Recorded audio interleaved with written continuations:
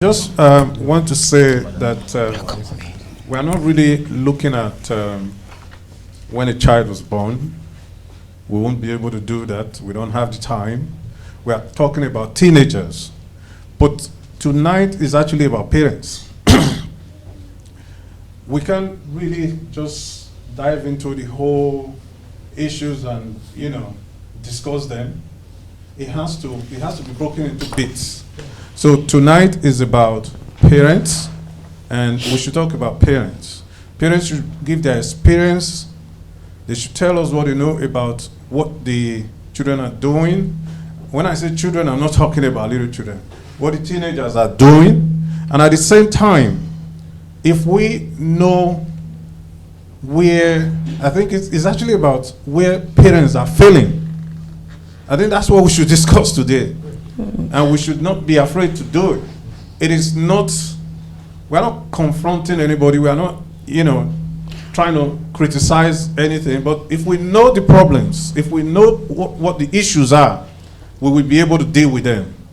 So it will not help us if we stay here today and not discuss the issues and speak big English and live here, but we know within ourselves that there are issues that we need to deal with. Because everything is not just about the teenagers misbehaving. I think from what I've heard, parents also contribute to a lot that happens to the teenagers. If you don't begin to train children right from when they were little, then suddenly they are grown up. For example, I asked myself, I would be one of the first person in Dublin that started this party thing, club thing, getting people together. But I am always asking myself, sometimes when I go to a club now and I see a 15, 16 years old girl or boy in the club, I'm wondering, what is she doing there? Where are the parents?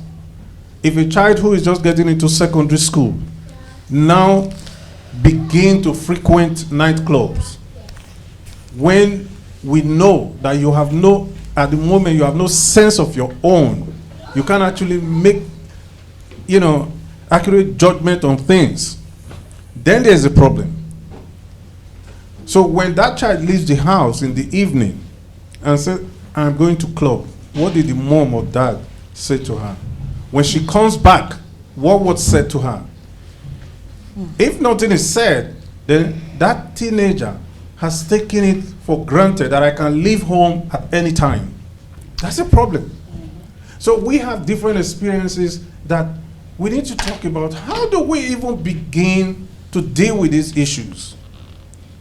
Okay, let me come in from there, especially with the example that you gave. I always say this, the interesting thing is that when we look at teenagers, we're looking at children. But I look at adults. They are adults. What differentiates them from us is the life experience that we have. And I say they're adults in the sense, what I mean when I say they're adults is that their brains are functioning. Their minds are fully working, even better than you and yours and mine.